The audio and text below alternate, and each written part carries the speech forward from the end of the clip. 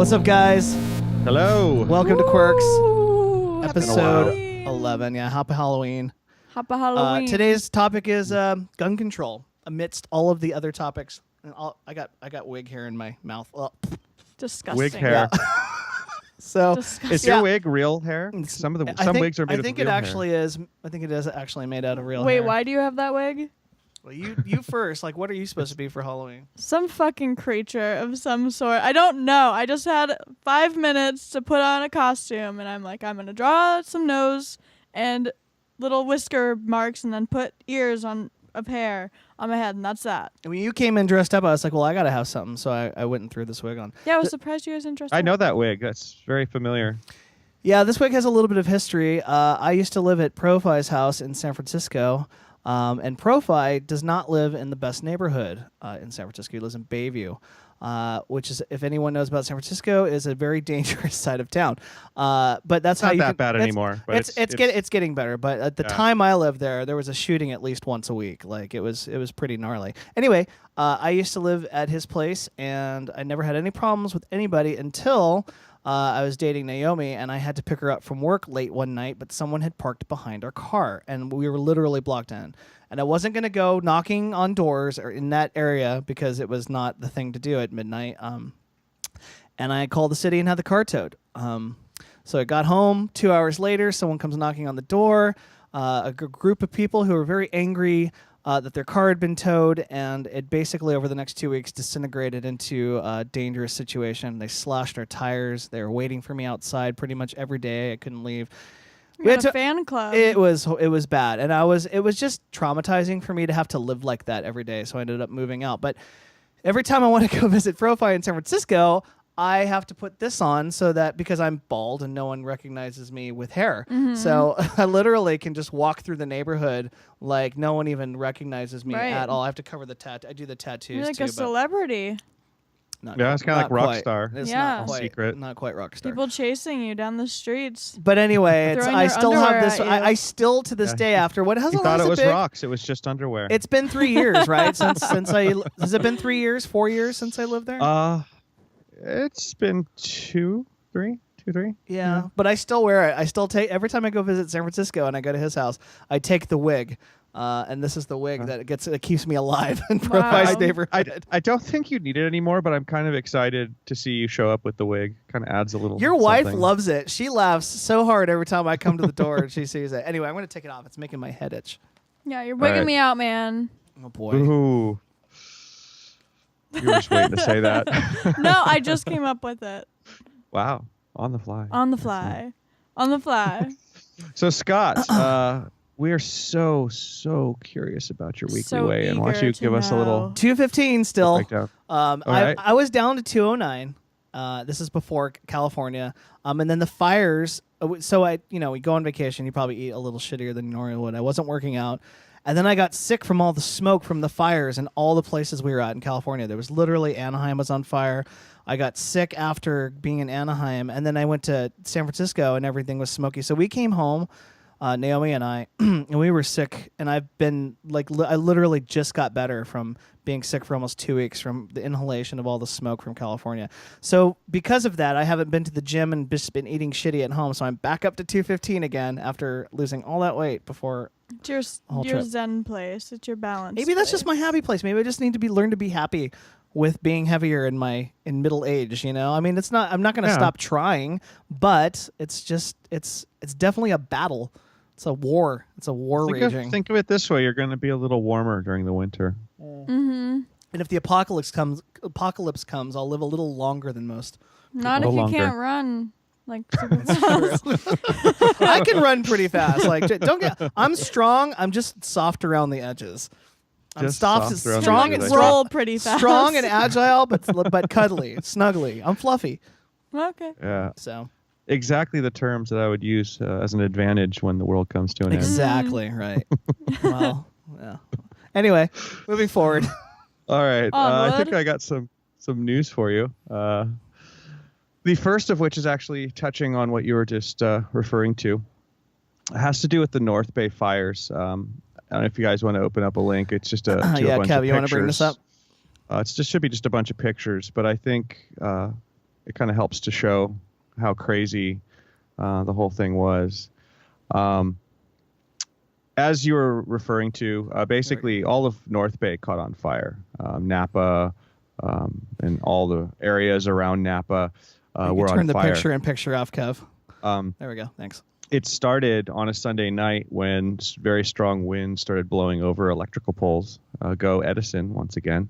And a bunch of fires started, burned into Santa Rosa, took out entire communities. I think there were at least 42 people who died. Right. A lot of people who actually are related to this show topic, the incident in Las Vegas where the shootings were happening there. Some of those people came back and their houses burned down. Wow. So they got, really bad weeks. But what happened when that fire occurred, besides all of the chaos up there, is all that smoke flowed down throughout the entire bay and just sat right on top of San Francisco and all the other cities. And it was so bad you could barely see between buildings on certain days. Oh yeah, it was horrible. So I was waking up with headaches. My whole house smelled like a campfire. I mean, it was just ridiculous. So it was a pretty horrific thing, and they weren't able to get them under control for a long time. Wow, is there an ad? Where? Sorry. On my side. It is on your side. Wow, that was weird. Anyway, no, this is fucked. Yeah, it was really bad. They couldn't get them under control for a long time. They kept burning and burning, and ultimately, there was a little bit of rain a couple weeks after they had started, and that ended up taking care of some of the remainders. I drove by it last week. I was going up to near Auburn, and you could see some of the hills all burnt up. It came right down to very close to into the marshes and stuff in the North Bay. Mm-hmm. It was pretty wild looking. It was going right around houses and through vineyards and everything. So a lot of people had a really big problem. So hopefully this is the end of it. We have a pretty dry season here in California, as we've talked about. Dude, it was really dry going down there. I living in California, it's the brownest I've ever seen California. Visiting this last time, just literally a week or two ago, it was brown and dry and horrible. I can see why everything's on fire. Mm-hmm. Yeah, perfect storm. We are in the middle of a drought, then it rains tons, a bunch of grass grows, then the summer comes back and it all dies off. And burns again. Yeah, so anyway, just I guess something to think about. A lot of people out there needing help. If anybody has any extra and they want to donate, there's a lot of different places that are taking in donations to help people rebuild. So something to look out for. And hopefully that's the end of it for our fire season here. So next, this one is kind of alarming. We think of tropical forests as sort of the place where we get our oxygen, the place where all the carbon dioxide is sucked out of our atmosphere and then turned into oxygen because of all the trees. And that sort of is what keeps us going in the midst of all the craziness these days with climate and whatnot. It looks like the forests are now not doing that anymore, and they're starting to emit more carbon than oxygen. Wow, that's weird. And yeah, it says so much of the Earth's forest has been destroyed that the tropics now emit more carbon than they capture. Jesus Christ. What is happening to our Earth? It's dying. Yeah. I mean, we're ruining it. They're emitting almost twice as much carbon as they consume. That's yeah. How does that even work? I thought that plants breathed in carbon dioxide and expelled oxygen. Yeah. Is there any way to reverse this? I love her I love her young, naive. Not naive is a bad thing, but optimistic. Optimistic. Yeah. How is there any way we can fix this? And us old guys are like, we're fucked. We're fucked. We're screwed. Unless aliens come and have some technology. I have to live here a lot longer than you guys. That's true. I know, and I feel bad. That's why I don't have kids. One of the reasons why I don't have kids, because wow, I wouldn't want to leave this to someone else. But yeah, now this is gonna raise a spike in vasectomies, well, our trees are emitting more carbon than they are oxygen. Just gonna snip it Well, off. the Amazon and all that is, I think a lot of it has to do with basically what humans are doing, right? So if you want to reverse it, we would need to do different things and not hit the forest as hard as we are. But it's We're just cutting not them gonna down. We're happen. doing different stuff. I love your optimistic approach. But one thing that I've learned about human beings is that people don't change unless they're on the precipice of extinction. Like literally, there has to be some event where it's like you don't have any other choice but to change before change will happen. And that's just been human. Look at history; it's been that way for as long as anyone can remember. Yeah, we'll see how that goes. Well, yeah, I want to tie this into like one of the things I was reading about, like our whole gun control topic, because there was like a shooting in Australia, and then 6 days later they implemented no guns. So it's like I don't think that does not. But we live always in the case. America. We do live in America. That's a good point. And I don't know how to fucking fix us. Yeah, I don't know. I think it all has to break before it gets fixed. Yeah, but I mean, this is the Amazon. This isn't America problem, right? This is just it's. But America It's is just an responsible extreme for a lot example. of like the consumption of many things that cause climate change. Yeah, but I mean, the rest of the world is too. I mean, we're certainly needing to tighten our shit up, But at the same time, it's the developing world where you see a lot of the really crazy pollution rising still. And in America, it's actually gone down over the years. Now, that doesn't mean we're not contributing a lot of it. Yeah, but our consumption of products problem. that are imports contribute to pollution elsewhere. Products that are, so. Oh, I'm even reading the article now. It says there's a limited window of opportunity to reverse the trend by restoring forested areas. Yeah, I mean, they've been saying stuff like that about the whole climate, though, right? I mean, we're hitting those points where it seems like it might be a challenge to turn back.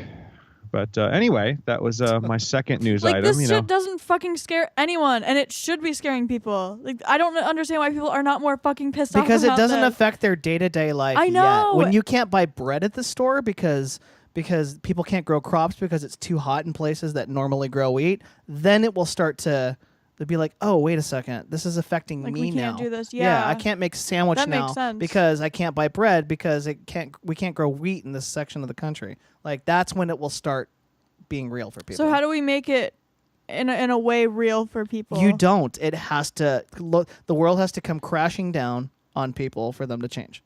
It's just the way it goes.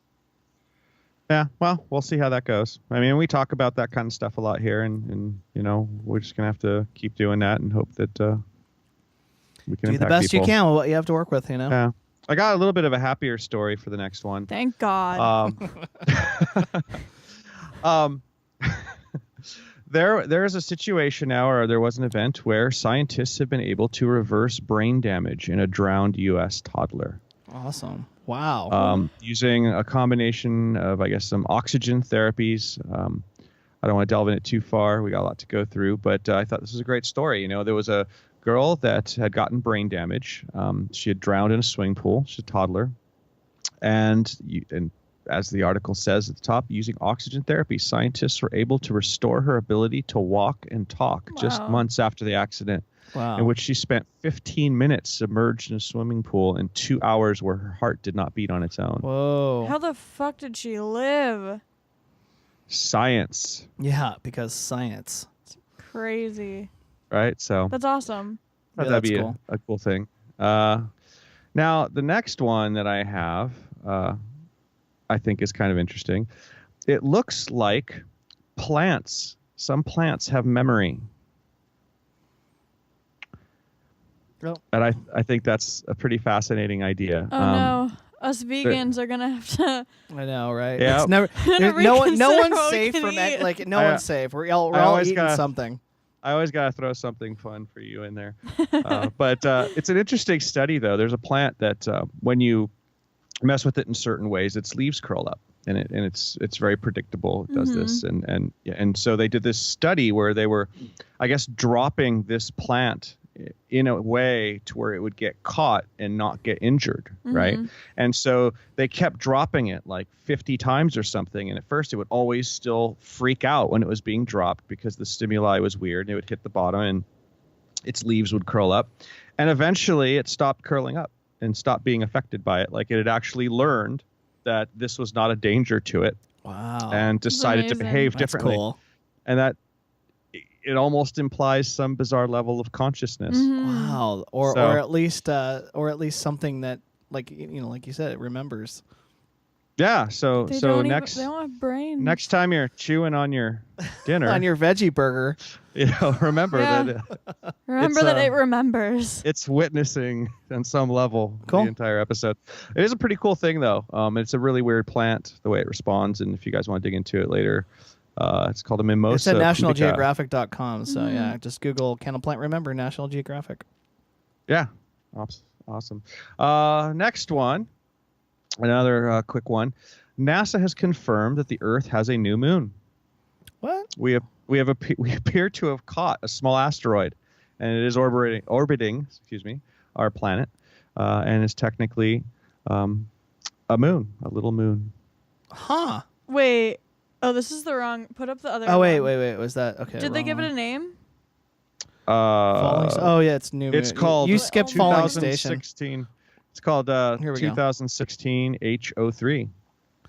I don't know that Surprised anybody's NASA has given it confirmed a. that Earth has a new moon. Huh. Yeah, I don't know that anybody's given it a name. Maybe someone It's has. being called as Quasi-Moon. Yeah. That's kind of cute.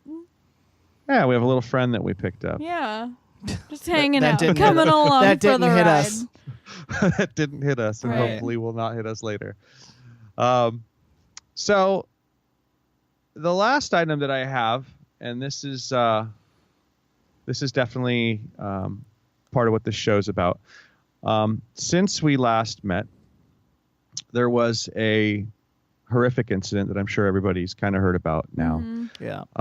where in Las Vegas there was I believe, some sort of country western type show. I think there were tens of thousands of people there, and this nut job in a hotel at the Mandalay Bay knocked out two windows and just started shooting at people with semi-automatic rifles that had been set up with something called a bump stock, which allows you to sort of simulate Automatic fire. automatic fire. It's interesting how they work, and I'm a little surprised that they've been allowed to exist as far as being legal, because they do kind of work like autos. So anyway, he starts spraying this crowd, and if you go online, I think we have a clip to show, and there's many more online of just people are wondering what the hell it is. Is it fireworks? They're running, they're screaming, there's bursts of gunfire going on, and it's pretty much terrifying, right? Should we play it? Yeah, let's play a second of it.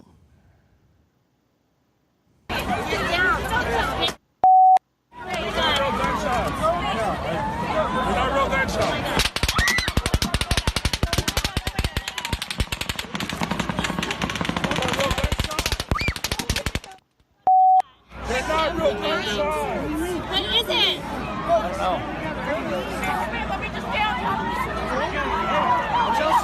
I know, but I have to stay on top of you. You don't understand. I have to stay on top of you. Don't take that fight.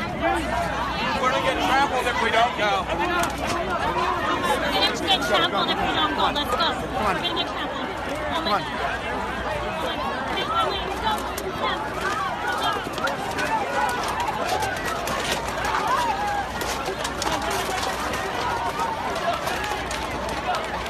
Wait, go. Crazy.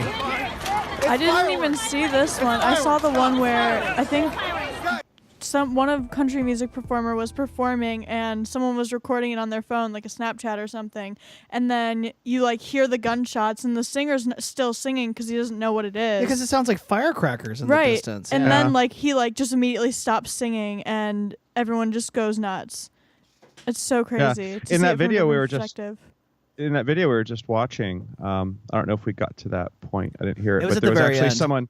There was somebody following in the crowd, going, "Wait, it's just fireworks, guys. Let's go back." Yeah, I heard that. Because they really didn't know, and it wasn't very obvious where it was coming from. Yeah, and unfortunately, there were, I believe, 58 people killed. 59, Something I think. right? 59? I think 59 with the gunman. Yeah. There were about 500 injured, either directly from shots or from just the stampede. It's crazy. This guy, his name is Stephen Craig Paddock. He lived a life that did not seem to indicate that this was likely. Oddly, he had a father who was a bank robber on the FBI's most wanted list in the 1960s, which was kind of a weird piece of trivia. Interesting. Yeah, weird. So they caught this guy. Well, he was dead when they found him. But what he had was, like, I guess 23. They caught him. They caught it. They caught him dead. He had committed suicide, like most of these assholes do. He had like 23 weapons. He had been shooting for 9 to 10 minutes straight. How the fuck did he get all of those in there? That's a long time. Yeah, he probably just did it in bits. You know, you could put guns in a bag and make it not look that wild. I doubt he brought it all up it's at once. Vegas. He could. I mean, you know, it's Vegas. So he had outfitted, I guess, 12 of his rifles with those bump stocks. And what those bump stocks are, for anybody who doesn't know, the way that they work and the way they get around like automatic weapons bans is that like an automatic rifle is a rifle where if you pull the trigger down, it just shoots in rapid bursts. It's strictly for the military. It's very difficult for a civilian to get something like that in this country. They've been effectively banned for a long time. It is possible in some places, but it's not anything that's ever been a problem because they're very hard to get. But what this bump stock does is it's set up in such a way so when you fire the rifle, it takes the force of the recoil and lets it bounce around with your hand to where it basically initiates the trigger over and over. Right. And so it's sort of, if you sort of hold this thing a certain way and put pressure forward and it bounces back. I mean, I haven't used one, but what I've gathered from looking at videos, it basically allows it to bounce around back and forth rapidly and keep initiating the trigger pull, which, you know, is not going to be very accurate. I'll tell you that. He was just spraying the crowd. But when you have, 10,000 plus people standing in a group, you're going to hit some people. Right. Yeah, it doesn't have to be accurate to be Well, deadly we'll revisit and scary. this. We'll revisit this in the main section. So we should probably move on just in the interest of time. Yeah, absolutely. So that was the news. All right. Well, next is my music segment, and the first thing I've got. Actually, I've got this right here. I bought this really cool new Oh, fuck. keyboard, and it's called a Rolly. Oh, you got it. I Cool. did get it, and I've been wanting one of these since I went to NAMM. NAMM is, if anyone doesn't know, is a music conference that happens in Anaheim in January once a year in Los Angeles. And here, just touch the keys real quick. Like, aren't those cool? They're so squishy. It feels like a rubber vagina, pretty much. It's like a flashlight. I wouldn't know. I don't know. And what he a has flashlight spent a feels like. lot of time with those things. So. Yeah. The cool thing about Trust this, and I'm me. actually going to play a video really quickly, is that, let me put this down.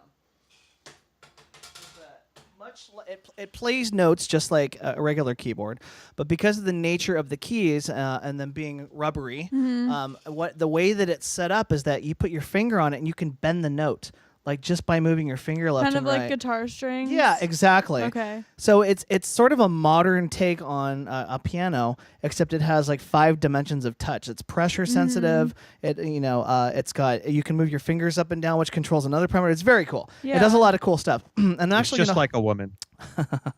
I'm gonna play this video so you can kind of get a sense of like what it does here. So Kevin, will you bring this up, or you could just picture in picture on this one, so we don't get flagged.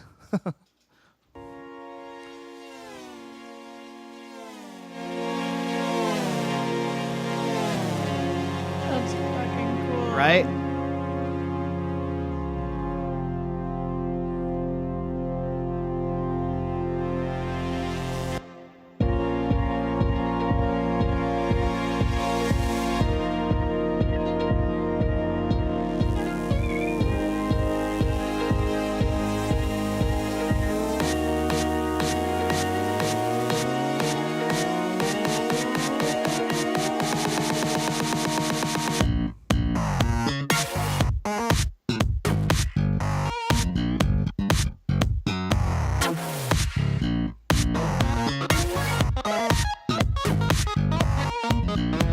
That's fucking crazy. It definitely does extend the possibilities. Yeah. That's a great slogan. It's awesome. Like, I'm really, really That's excited about it. It's just the new edition. So have you used it? I've you know what? I've been so busy this week. I've gotten about 15 minutes with it. But he hasn't fingered it out yet. I haven't fingered it out yet. Oh, that's a good one. I actually like. I right. approve of that pun. I approve of that pun. I haven't had a lot of time to spend with it. I have so many projects going on right now. I literally got it 2 days ago, but I intend to do sound design specifically for it. And a lot. I want to hear you. I want to hear what you do with the stuff we've been working on with the sounds I've been sending you that you've been. Oh, I turning can't wait into to awesome I can't wait to things. I'd love show to hear what you you do like with the that. yeah I'm gonna be doing it in Atmosphere anyway. I'll when I make some sounds with it, we'll do another segment on the show and I'll show you guys what I do with it. I'm pretty excited about that. I don't buy a ton of gear. Like Profi buys a ton of gear. This is my purchases are very sparse. But that was very deliberate and I'm really excited. How much are about those? That. I actually contacted Rolly and got a pretty good discount because I do what I do. How much do they run regularly? About $1,200 for that version. I got mine for a lot less than that. So. I don't even think that's bad for like what no, that does. it's really well made too. It's actually very solid. It's like it almost feels like an Apple product where it's very elegant design and very like just sleek, very it's sleek and it's cool. Do they make those little ones that like magnetize together? Is that from them? Yeah, as well? they do. They do the ones the Rolly block, or but they basically you can get like 4 of those, and there's a magnet that connects them, and then it makes one big key. But they're a really forward-thinking company. I'm very excited about them. Actually, another tidbit of news is Pharrell, who did Happy, just signed on. Pharrell, sorry, Feral cat. I don't know, whatever. I don't keep up. I don't keep up with all that pop stuff. But it's Pharrell has fucking been around for so long. He is their chief creative officer now. He just signed on with Rolly as their chief creative officer. So Pharrell, yeah. Sorry about that. Sorry about that, Pharrell. I'm glad you said Happy. He's dope. I really what like you him. I liked all the stuff he did with Justin Timberlake as Nerd and like all the stuff he does as Pharrell. So the next one I have is how music affects the brain, and I actually. There's another video that I'm going to play after this, which is what inspired me to look up this article. But basically, just talks about how music has powerful invisible effects on the brain. It doesn't matter if it's Bach, Beatles, Brad Paisley, etc. Your favorite music likely triggers a similar type of activity in your brain as other people's favorites do in theirs. And it goes on to talk about like certain reactions and certain sections of the brain that light up with music, MRI scans, and so on and so forth. But the reason why I looked that up is because I wanted to play this video. And I'm going to start this at 2 minutes here. So just give me 1 second So this is a video of a guy who has advanced Alzheimer's disease. And this is probably an older video. But it's beautiful because this guy is completely unresponsive, but they've done experiments with him, like giving him music from his era, and it almost like snaps him out. It almost makes him a real person again. Not that he's not a real person, but where he's cognitive and able to respond and able to. I mean, he's there. He's like present. Right. So I just want to play this because it's. Is he present as himself at the age when he was hearing this music, or is he present as himself? I do not today? know, but I'm going to play this and you guys can. We first see Henry inert, maybe depressed, unresponsive, and almost unalive. Should we picture it? Yeah, we should do picture in picture anytime we do these. Yes, I found your music. You want your music now? Okay. Let's try your music, okay? And then you tell me if it's too loud or not. Then he is given an iPod containing, we know, his favorite music.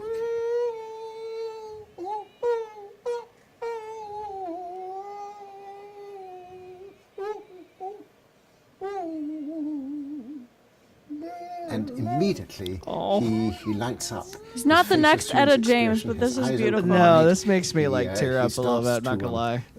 To sing and to rock and to move his arms, and he's being animated by the music. And he used to always sit on the unit with his head like this. He didn't really talk to much people. And then when I introduced the music to him, this is his reaction ever since. Oh my gosh, it's so beautiful. I love The philosopher Kant once called music the quickening art, and Henry is being quickened. He's being brought to life. Yeah. I'm going to take the music for 1 second, okay? Just to ask you a few questions. Okay? He's like, fuck He's no. like, bitch, no, step I'm off. going to give it back to you. He's like, I've heard this one before. The headphones are taken off. Henry, normally mute and virtually unable to answer the simplest yes or no questions, is quite voluble. Henry, Yeah. do you like the iPod? Do you like the music you're hearing? Yes. Tell See, me about look your at music. what a huge difference that is. I don't have one, I mean. Wow. It's Do you like music? Yeah, I'm crazy about music. He's Yeah, like, you he can play like beautiful talk, music, beautiful whereas sound. before he wasn't able Beautiful. to. Did you play music when you Yeah. were? Did you like music when you were young? Yes, I went to big dances and things. Wow. Isn't that amazing? What was your Yeah. favorite music when you were young? Anyway, That's look so that awesome. up on the internet. If anybody wants to check that out and watch the entire video, I am so great. Two things: I'm grateful for what I do, but I'm also really. I'm so happy that I get to be a part of that, possibly for somebody else. Do you know what I mean? To be able to yeah. create music that might be that for somebody down the road. I love what I do, and I love music, and I'm just really happy to be a part of that. That's awesome. Because that is beautiful. That's beautiful. That's absolutely Yeah, and it just makes you light wonderful. up, you know? Like, you just look like you're fucking blissful right now, just thinking about it. I That's love so it. nice. I just love music. Music has brought me all the best things I've ever had in my life, and I'm so glad that I chose that path for better or for worse, because that's awesome. that's awesome. That's awesome. I don't know, music. Yeah. Fuck you. Anyway, moving on. I actually have a Craigslist ad. Wait, I have a Craigslist ad for you guys. Okay, too. and this is my only Craigslist ad, but this was so good, I had to. Wow. You're totally cutting in on Cody's No, space it's here. not. Right? Okay, so You're like trying to ride my high. I'm sure Right? everyone in the music business that I know has probably seen this because this made the rounds. But okay, this band's Craigslist ad for studio time is just too much. All right. So our band can put your studio on the map, and this is from Nashville. We have an exceptional band, and all of us are extremely talented. We are probably some of the best musicians you've ever heard. Our band is ready to go places. We have written several phenomenal, spelled phenomenal horribly wrong. songs that we know are going to be big hits, and they sound even better when you are high. We just need to get help. We just need help getting them in front of people. Unfortunately, we don't have much money. We are hoping to find a recording studio that's willing to record us for free. Now, this goes on, okay? It talks about profits. We only want to use the top of the line gear, so you must have great equipment. We've heard about Newman, which is supposed to be Neumann, and Tellerfunker mics, and those would be acceptable to us. And it just goes on talking about we need lots of food. We need a studio that's 420. It's pretty hilarious. Damn. So I would, if you want to look into this more and you really want to laugh, and you're in the music business, you will get this. It'll really strike hit your funny bone. You should read this article because it's making the rounds right now. It's Craigslist ad for studio time. Just Google it. It's pretty funny. It's got to be a joke. I think 2016. the way that it's written, it seems like a joke to me because I don't know that anyone would write something like that without the intention of. There are people. They're comedy. It people. feels like comedy to me, but you're probably right. There probably are people They just who wanna take have who really would do recording. that seriously. So very funny. And I think that's. Reverse Oh song no, the game. reverse song game. Oh shit, bitches. I know. Is You're this about to Halloween cut us themed? out. Or is All this, right, here we go. The reverse song game. I have 4 songs for you. are they all rap guys. songs with gunshots in them? No, but I have a couple in there. So All right. Kevin's joining us, right? Yeah, Kevin, you going to join us for this you got one? that mic? Definitely. All right, song Awesome. number 1. Let me make sure this isn't too loud. And here we go.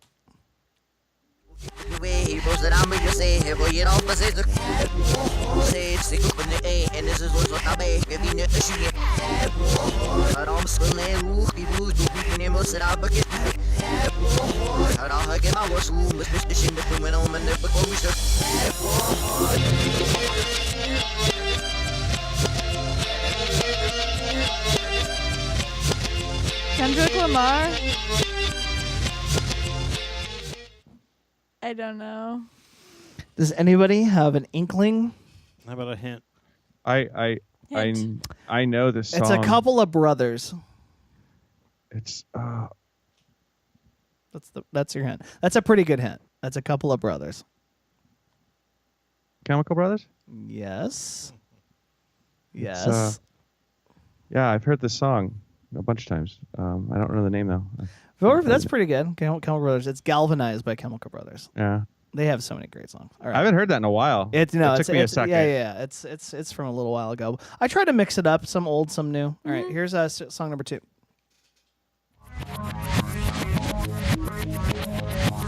This is definitely older. Little Fluffy Clouds. Yeah, you totally nailed it. Yeah, the orb, little fluffy clouds. That almost sounds normal backwards. I know. I know. It All right, does. song number 3.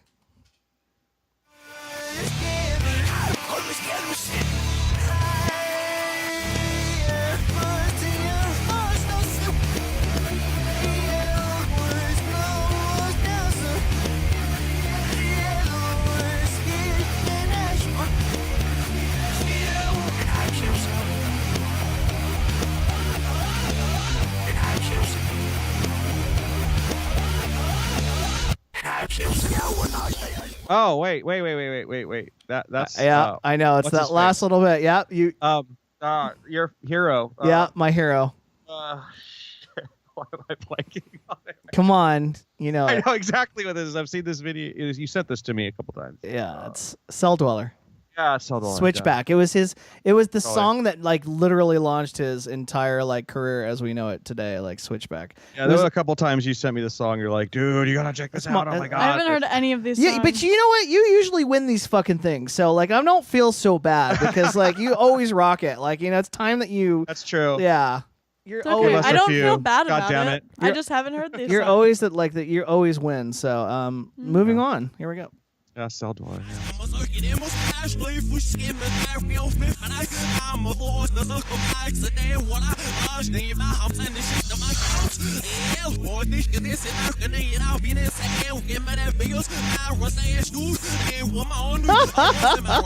Cody's just like fucking drawn a blank.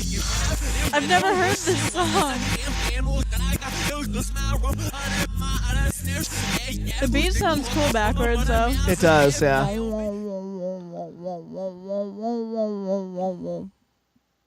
No. Now do that in reverse, Cody, and it will reveal the song. I don't know the song. LL Cool J, Bad. Dude, I was pulling out from That's really reaching back. Yeah, reaching Yeah. back. All right, here's song number 5.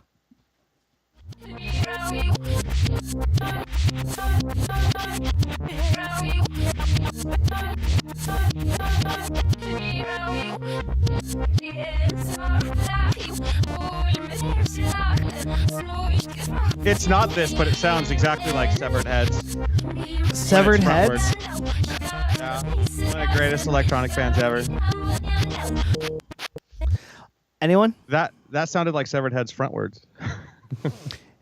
It's not. It's The Knife. Does anyone know The Knife? I do know the knife. yeah. The Knife. There's only one song. And she also has another project. Not Sigur Rós. Is that her other project or? No way. No, not Sigur Rós. But anyway, that's The Knife. And I forgot. It's Heartbeats by The Knife. Oh, I fucking know that song. Yep. I did not even recognize that. All right. Well, no one. So Wow, this was great. That was a tough one this time. Good job, everybody.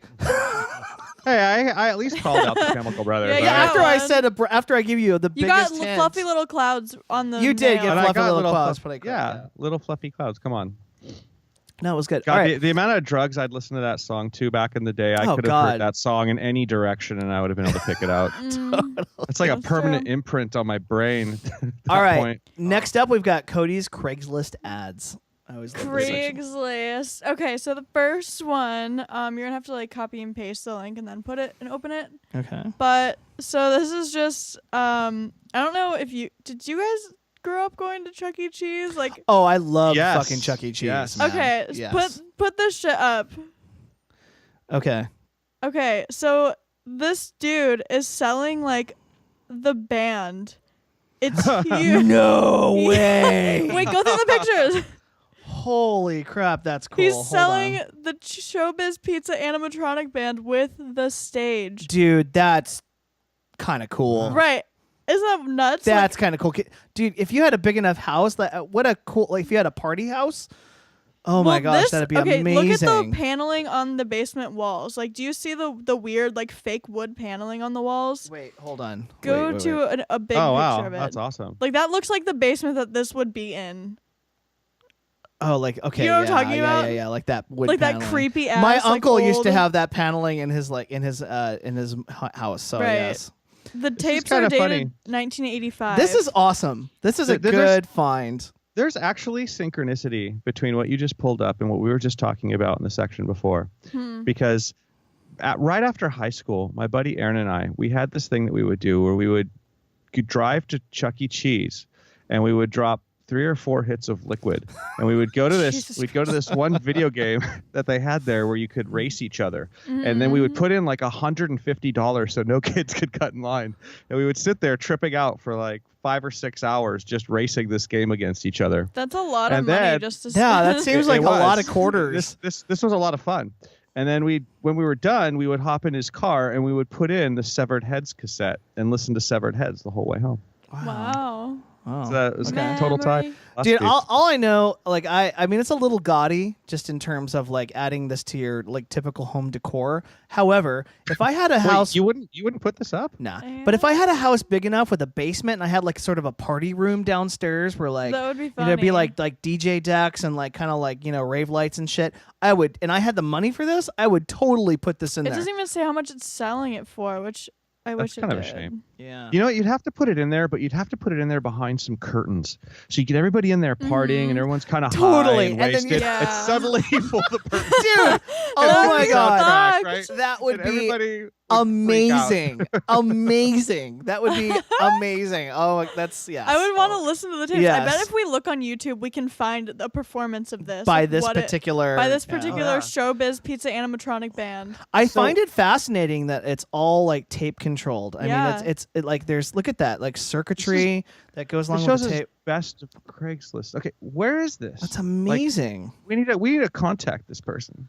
I wonder, I'll how, I find wonder it. how Here. old this is. I'll find it. It's- 2017. It's from September. Yeah, Yeah, look it's at that. It's right there. from last month. September 2017. I have no idea what we would do with this, but there could be an opportunity here. This That's is what I'm just so saying. bizarre. That's awesome. That's amazing. Yeah. Like that would And be it comes with a big tape machine.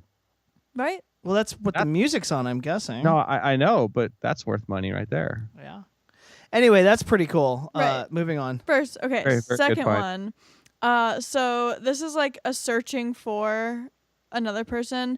So you were studying osteology, but I think not in Philly. You and your girlfriend admired the plastic dog skeleton on my porch, and you thought it was extremely amusing that its scapulae were on backwards. We tried unsuccessfully to repair it. If that's not enough for you to know who I'm talking about, or to know that I'm talking about you, then you will also remember that you identified a mysterious skull I found in the ocean.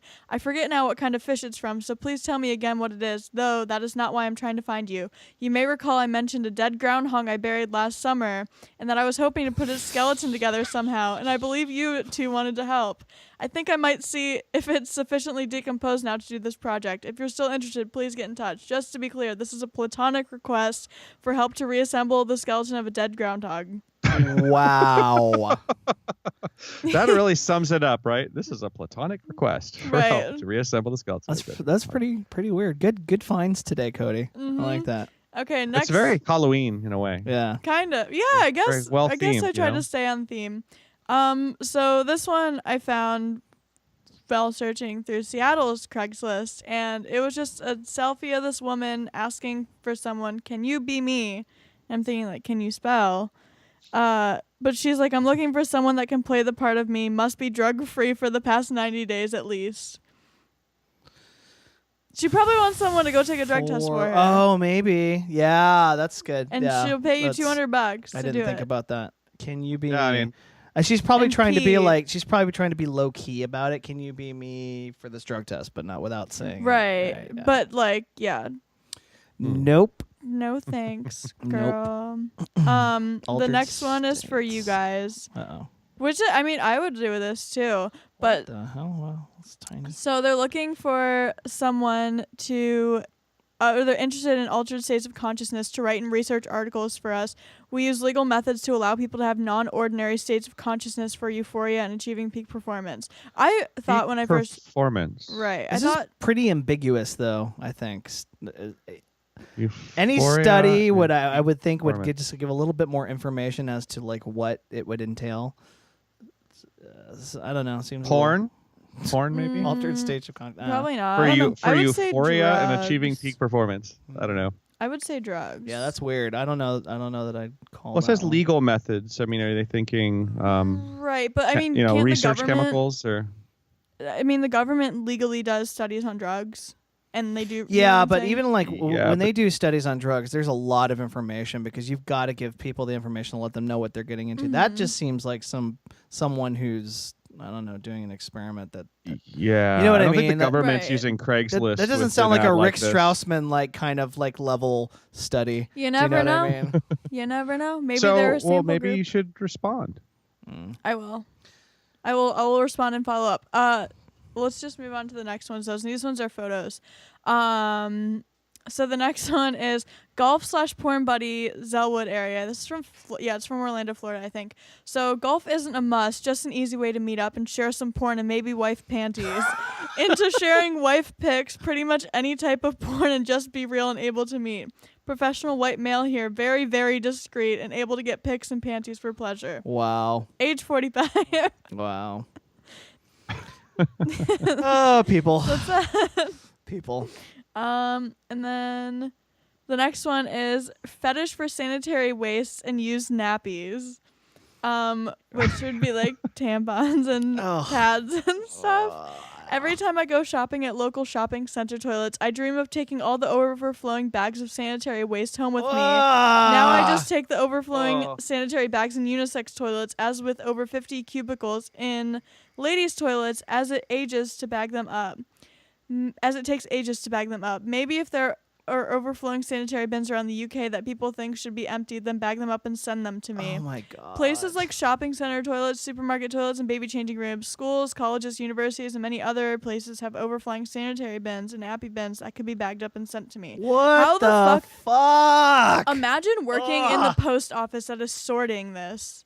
And it's just a wretched smell. Like, they open that. They God. have to open that. You're gonna make me gag. This is worth it just to listen to Scott. Oh god. Ugh. Woof. Yeah. Woof. People are strange. And the next one, why is this so small? I don't know because it's just small.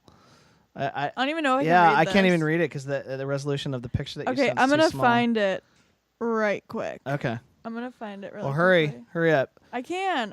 It'll be 2 seconds. I believe in you. I'm gonna I believe in find you, it. but the dimensions are 308 by 164 of that picture. That's why Okay, we can't so open it that's up my on a fault. 4K monitor. That's my fault. Okay, I'm just gonna read it because I found it. So this is an old one. I was looking up like an old like funny Halloween ad from Craigslist, and I found this one.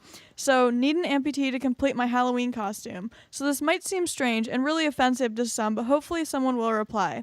I've always loved the scene in Empire Strikes Back where Chewbacca has to carry around a half-constructed C-3PO in a backpack because he hasn't reattached his lower body yet. For Halloween, I would love to dress up like this.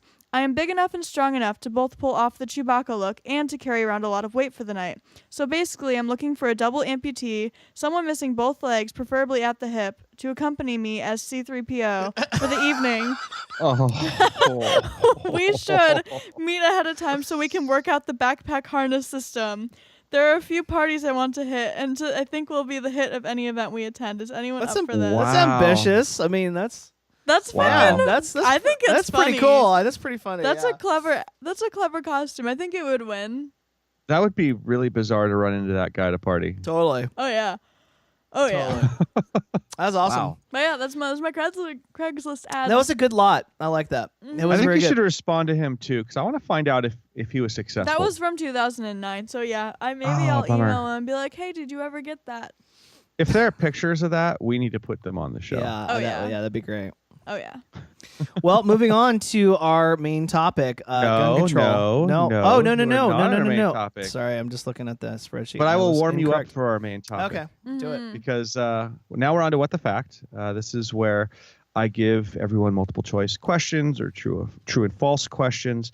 And today, they all happen to be about guns. Really? Shocker. Shocking, Dun, isn't dun, it? dun. All right, so let's get through them. All right. What is loaded into a gun that contains both the projectile and accelerant? A, bullets. B, rounds. C, cartridges. Rounds. No. Fuck. Cartridges, actually. Shooting round. I'm going to go cartridges. I'm going to go with bullets. Kevin, you want to participate? Rounds. I'm going with cartridges. I don't know. And the answer is C, cartridges. Yep. Nice.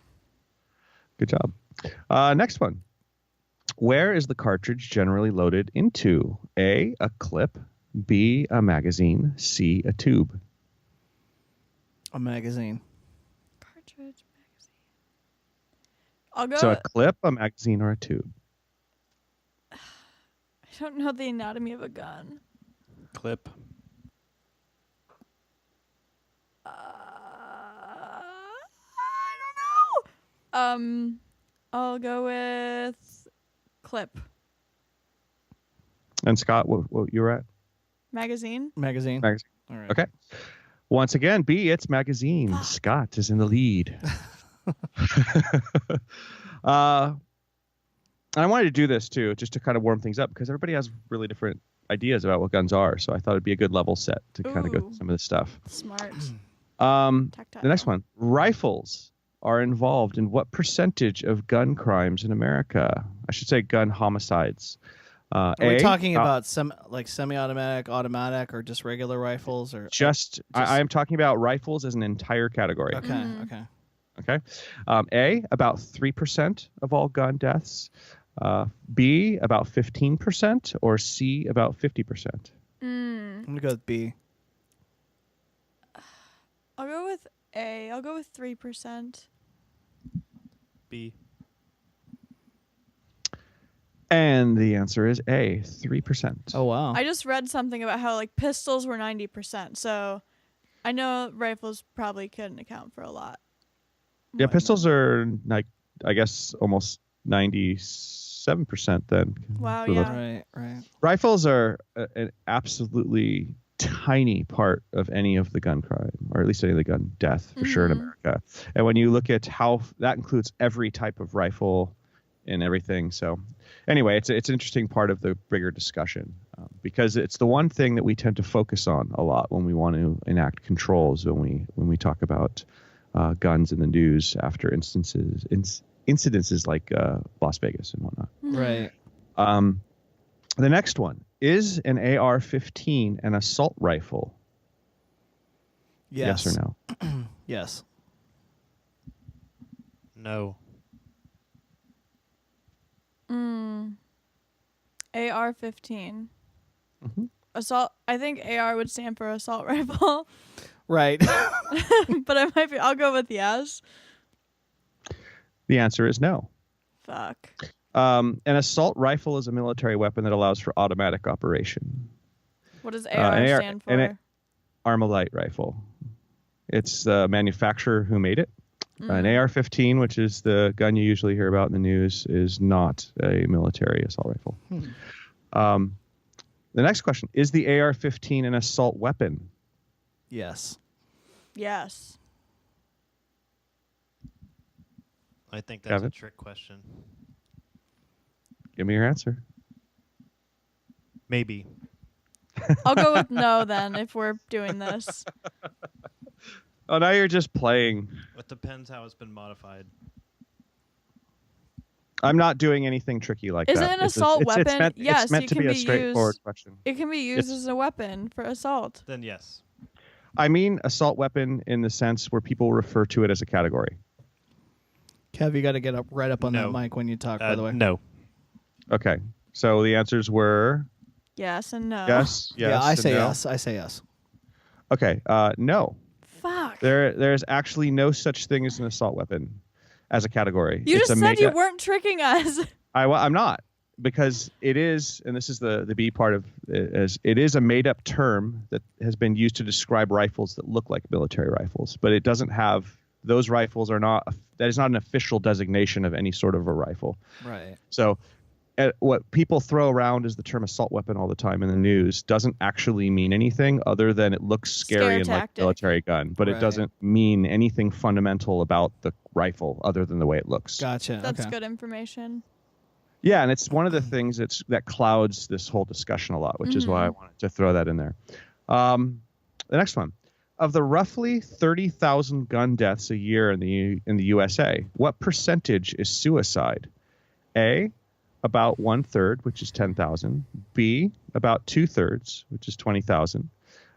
C, about half, which is 15,000. Can you repeat the very first part of the question again, please?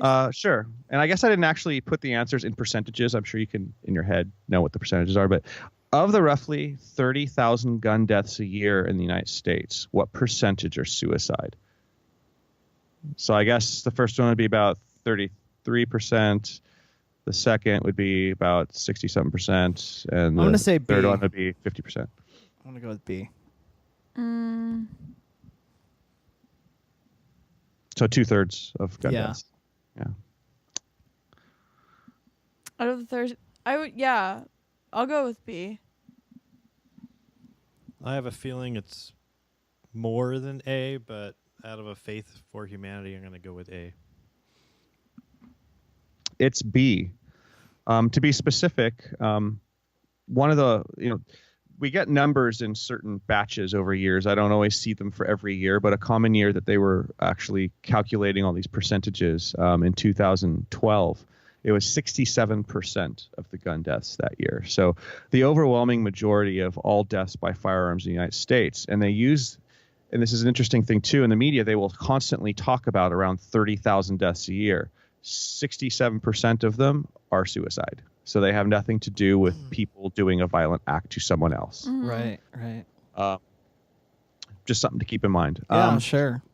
The next one, what percentage of non-suicide gun deaths are accidents? A, 60%. Of non-gun deaths? Non-suicide gun deaths. So Non-suicide now that we take the gun deaths. suicides out of all Okay. of the rest, what percentage of them are accidental? A, 60%, B, 12%, or C, 3%? I'm gonna go with A.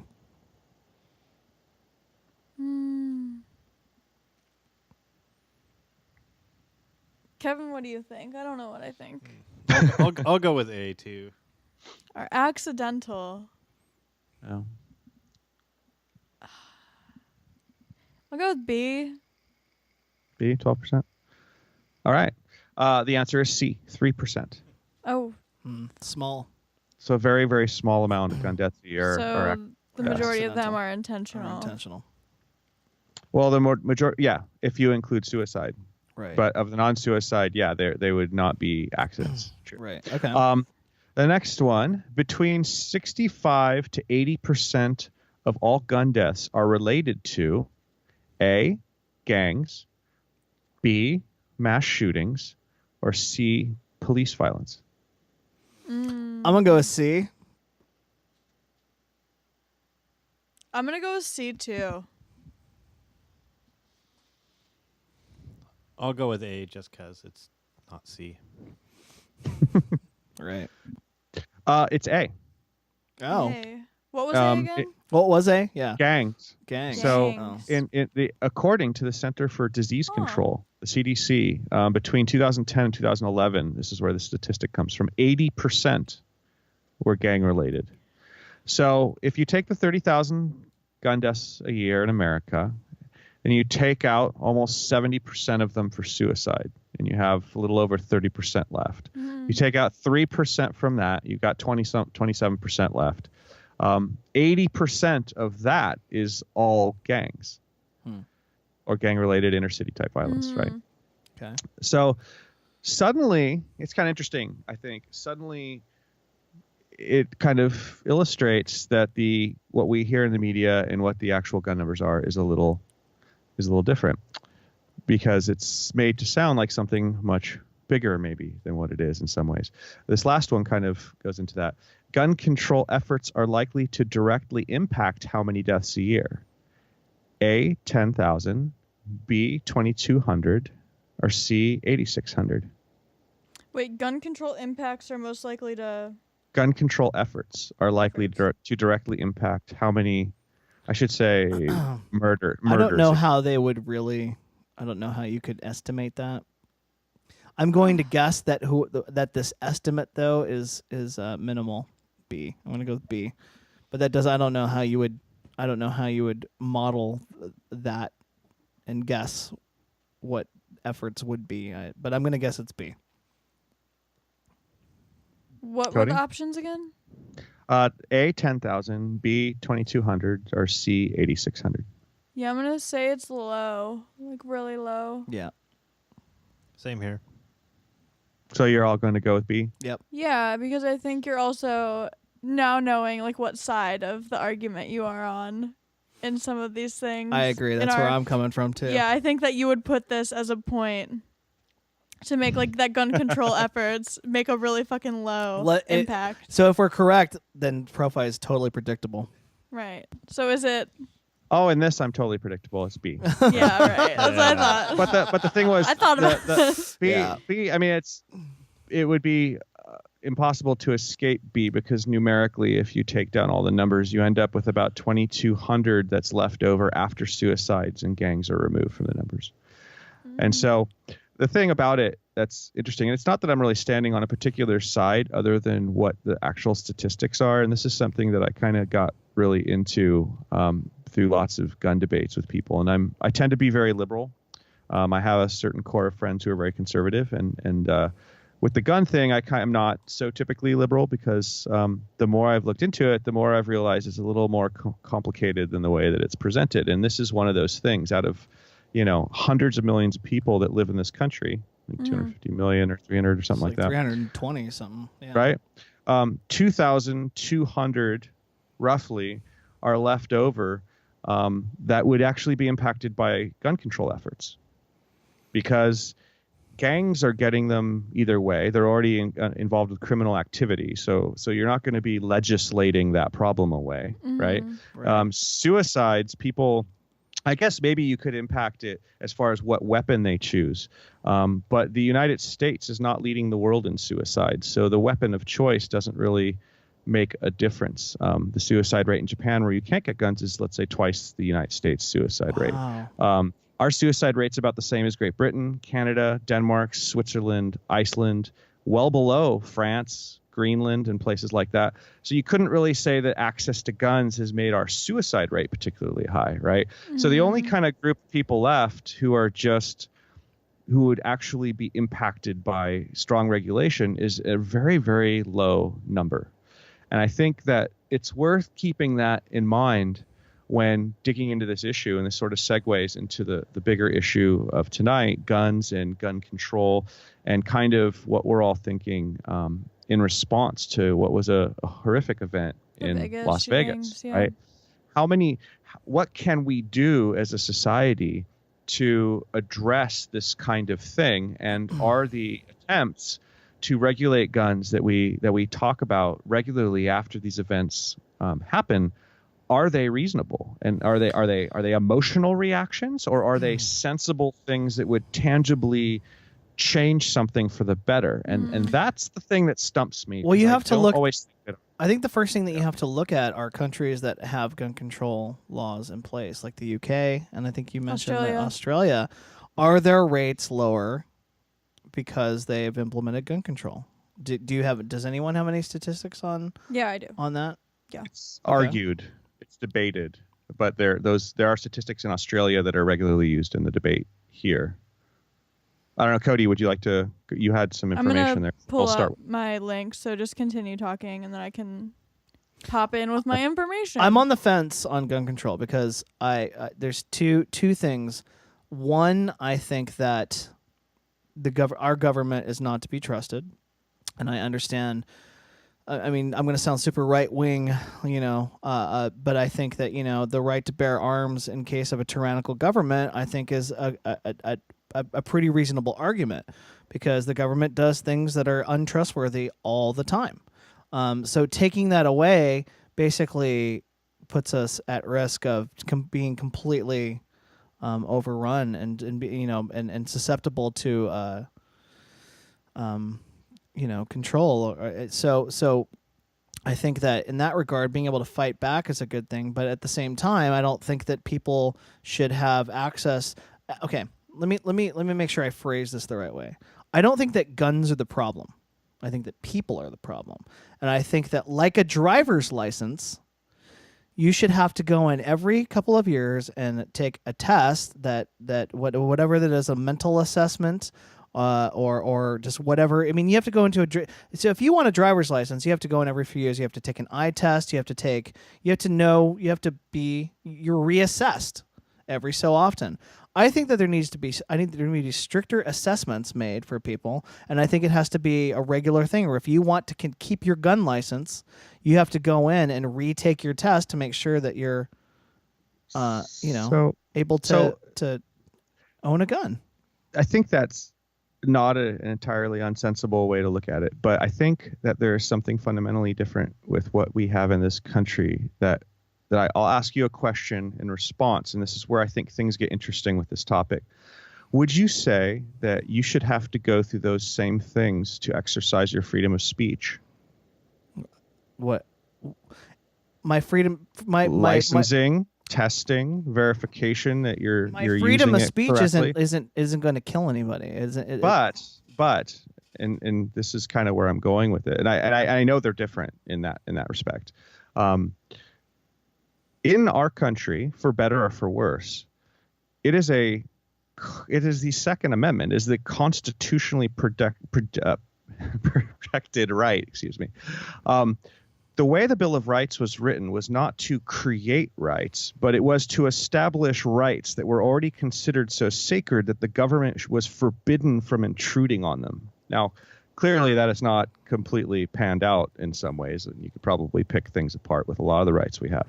But the idea behind the Second Amendment was that it is so fundamental that the government had no right to restrict it in many ways, right? And that it was sort of there to essentially protect the First Amendment, but also, to your original point, and this is where when you get into like the Federalist Papers and what the founders were writing at the time of the writing of the Constitution about what their thoughts were about the amendment and all of those kinds of things, to fight against a tyrannical government and all these kinds of things, right?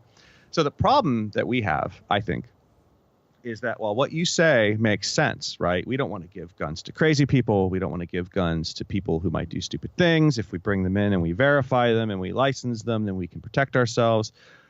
Totally rational ideas, right? Right.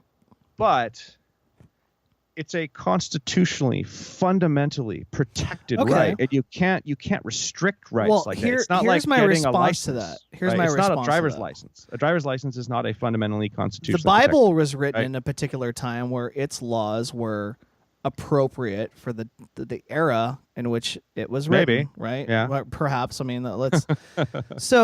So let's assume it maybe was, it's time to start using our common sense instead of like sticking to these old things. So now that can be Sure. misconstrued in many ways. Like, for example, if one constitutional right's changed, then it gives license to change any other constitutional right for various reasons. It's the foundation of all of our laws. But I think what human beings are missing, it's why don't we start using our common sense instead of like sticking to these things that are like supposed to be concrete? Those over time, those directives change. They don't apply like they did, say, 200 years ago when it was written.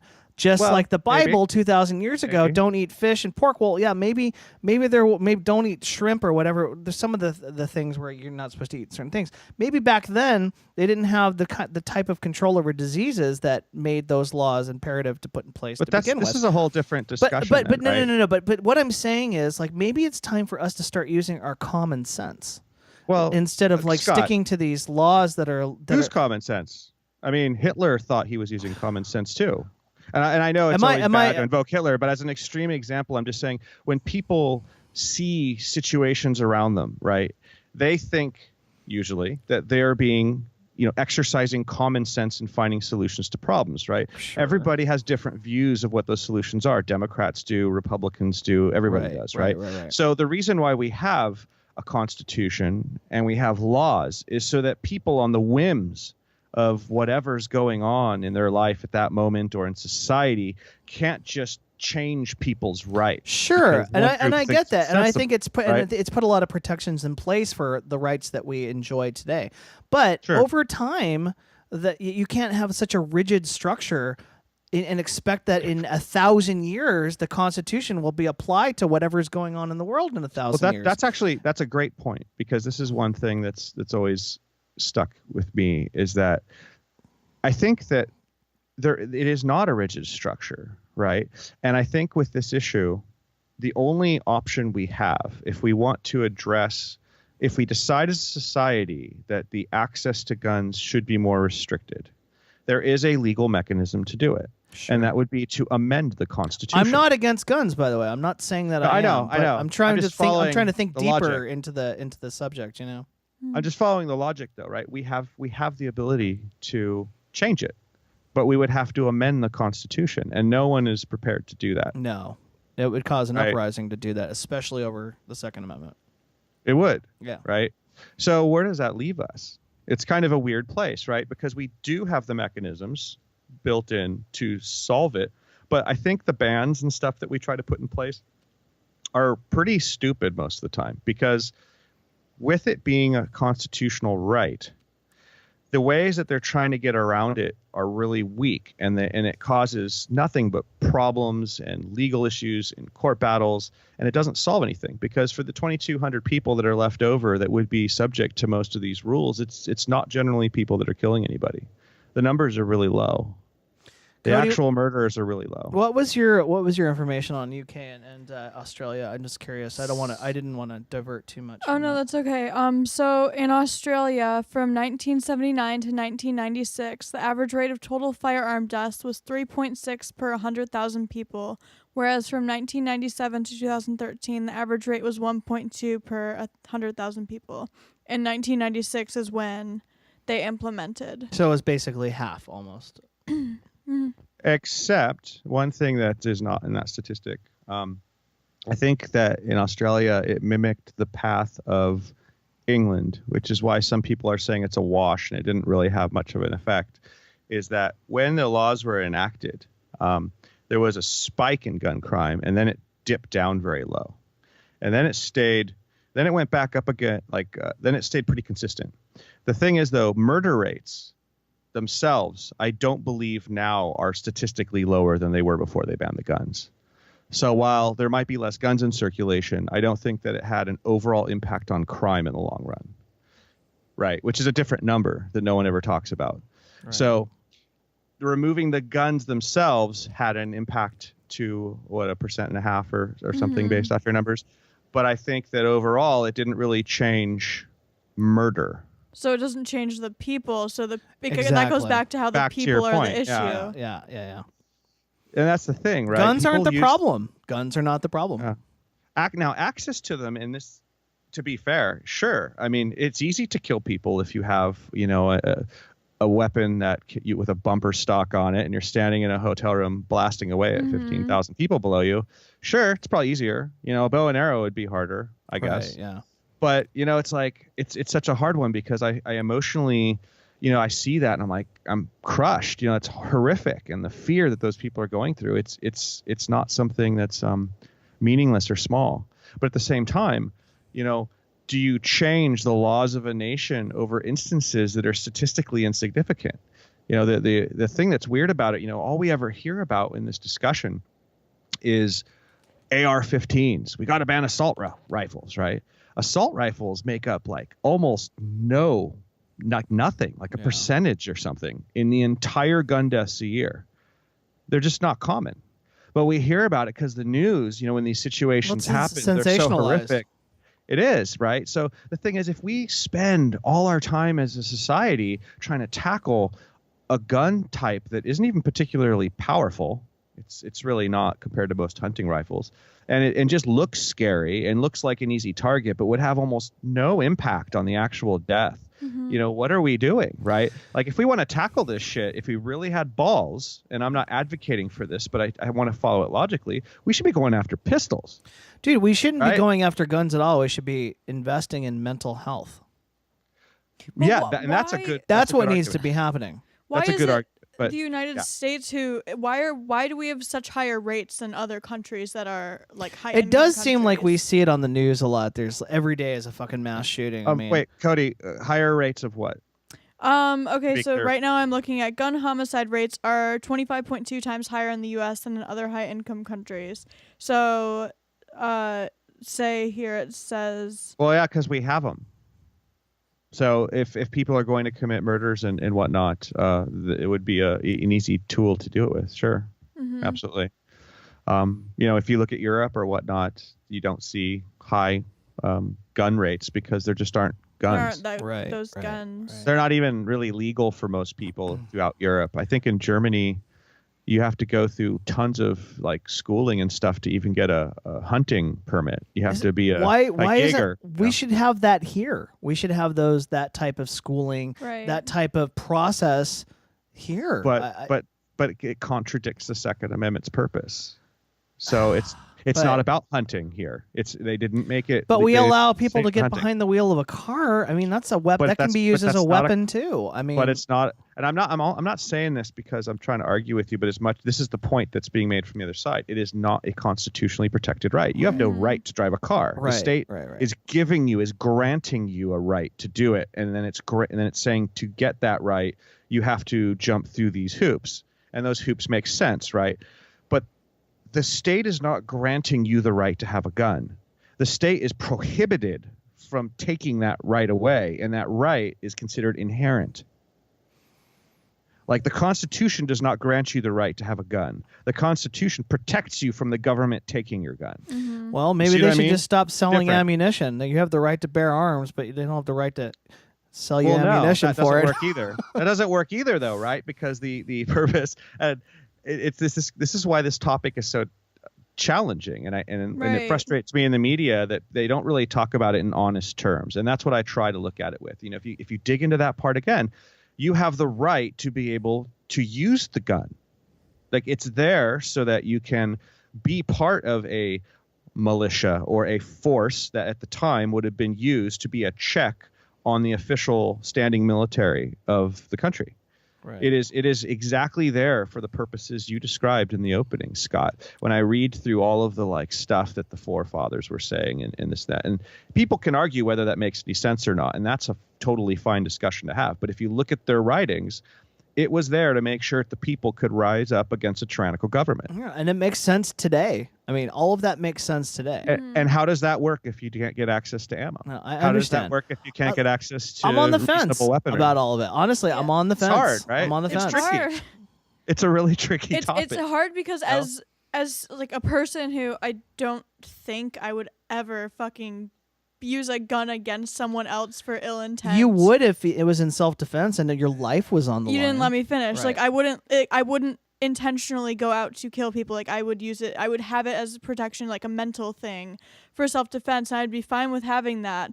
And so we're seeing that from a standpoint of like, we would never do this, but I mean, I can't control what other people are like, you know? Right. Like, what other people are going to do with it.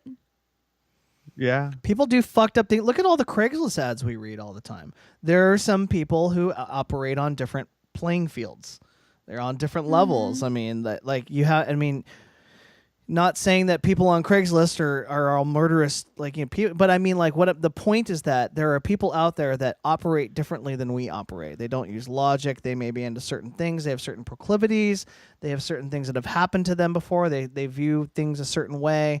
They may perceive other people as an enemy. I mean, you just don't know. I mean, there are a wide array of people and perceptions out there, and you put a gun into every single person's hands, and there are bound to be problems, you know? Well, it's kind of interesting here. I think the government's actually causing some of the biggest problems, because if we just look at the numbers, if we kind of distance ourselves from the emotional response to these horrific instances and just look at the numbers, and that's what I started with when we were going through the section before this. If about 80% of the non-suicide gun-related crimes are related to gangs, that's a very interesting thing, right? Now, what drives and funds and fuels gangs? The drug war. Mm-hmm. Straight out. Gangs exist because they're selling drugs and they're fighting for turf. It's the currency of the underworld, right? They're not doing it with anything else. This is all about the drug war. And the fact that we insist on keeping this drug war, this losing war in place, right, is crazy, right? Now, where is this drug war happening? This drug war is happening in inner cities that we as a society have completely fucked over, where every part of our, white dominance comes to play, right? People who are in the inner cities who have less opportunities than other people do. They don't get the school funding. They don't get any of the stuff that predominantly white communities have, right? They're really in a situation where it's easy to end up in gangs. It's easy to perpetuate these cycles because we've totally let down these parts of our society. And this is something that we have to own up to, right? And so if we're perpetuating this war, which is feeding this sort of cycle of misery in the inner cities for huge amounts of our citizens, that can vanish if we stop the fucking drug war. Pull out the money. We do that? You stop it. Well, right. You cancel it. No more drug war. But you do but what politicians Portugal's have to do that, done. and you'll never see that happen with a Republican. Things have gotten better, but yeah, it's a long way off before I imagine that. That all going started on. with the Reagan era. We're at war with fucking everybody. We love being at war. War. Right? We got to The have war a on war on this, the drugs, war on a that, war on yeah. that, right? It's just like, it's crazy. But if we took that away, what would there be gangs for? Like, what would they be? What would be their money supply? What would it be fighting over? Right? Yeah. You could probably take that 80% number and massively cut it down by ending I the drug war. wholeheartedly agree with you. I think that would be, we would see massive amounts of change in this country if if drugs became legalized. Right? Like, I think, look at all the other countries that legalize drugs and Portugal. how their crime just drops. Their drug I don't know levels went down in Portugal. Statistically, I don't know what the numbers are, but it's insane. It's a huge difference. Okay, a huge difference. Politicians aren't going to be fucking watching this. They're not going to be listening. So how do we, as people who aren't involved in the government, how do we, or in a very minuscule way, we're involved with the government and having voting rights? How do we help do this? I don't know. Well, maybe with this show, like if maybe here's kind of the one thing that's always been weird to me in this topic is, I think we can all agree that generally when there's a topic about or a discussion about guns in America, anybody who's seen as liberal is considered super anti-gun for banning everything, and everybody who's conservative it's is always seen black as or white. super for guns. And in a lot of ways that's true, but that polarization has led to some really wonky shit, because if you think about the interests of, let's say, the pro Second Amendment community, right, they should have an interest in all of these problems being solved, because it's these problems, these deaths that They're the bane of their existence. Right, because that's what fuels the fight against something them. that they cherish. Right. But a lot of those people are the very ones, the right-wing conservatives, who are all for the fucking drug war. Right. They're all for all of this bullshit which that perpetuates fuels and perpetuates these problems. Yeah. Right. So what can we do about it? I don't know what we three can do about it, but maybe if some people on the right side of things maybe watch this show and actually think about those numbers for a second, if they can start to see this a little more constructively and maybe a little more from a self-serving perspective, they can stop voting in these boneheads who perpetuate this bullshit that is directly responsible for the grief they're getting. Mm-hmm. I think that's pretty smart. That makes sense to me. Because what we do is we try to ban AR-15s every time someone gets shot, right? A gun that has almost nothing to do with anything real. It's all hype. But right here, there's an opportunity to wipe out up to 80%. 80 fucking percent. Yeah, by ending the drug war. Yeah, and not even having to argue about a constitutional protected right. Yeah. Like, why are we jumping into these constitutional issues, which are going to be so hard, right? When there's all these like wins we could have all over the place just by doing other shit, right? Yeah, exactly. That's true. But that's not sexy, right? No one wants to talk about it. And as liberal as I am, the liberal media certainly doesn't want to talk about it. You're not that liberal. How many guns do you own? I mean, you are a gun I mean, owner. I don't think. See, you're also playing into like the black and white thing. Like, if you own a gun, you can be a liberal. You know what I'm saying? Like, it's not like everyone seems to always be like, if you believe in this, then you can't possibly believe in this. And I think that what we all need to realize is that there's a lot of gray area for a lot of people. Yeah, we can't put people into boxes like that. You don't necessarily have to agree with, and that's what I hate about Republicans and Democrats and the whole system that's been set up, because basically what it does is it says, well, if you are a Republican, then you automatically, we assume that you believe in anti-abortion and and being able to have guns, blah blah blah, and all the things that Republicans and the right side are associated with, and that you can't. But I know Republicans who believe in abortion. I know liberals who own guns. I mean, we need to stop looking at things as black and white, and that there's a whole lot of gray area, and we need to start accepting that there's gray area and start meeting in the middle about some stuff, and stop letting people divide us like by putting a label on us, like whether it's black or white, Republican or Democrat, liberal or conservative. It's like there a lot of those parties. People why do I have two choices? People are a lot of different things, and it sucks to just have two choices to label yourself as. That's what makes everything fucked up. Dividing us as people, and that's where these wars literally start. Dividing half and half. You can't. Those choices suck too. Yeah, they do suck. suck. It's an old way of doing stuff. It's an old system. That's what needs to change. This is the system. There's so much gray area, and it's okay to have gray area. We need to stop splitting it down the middle and assuming that everyone on one side believes one thing and then the other people believe something else. It doesn't work.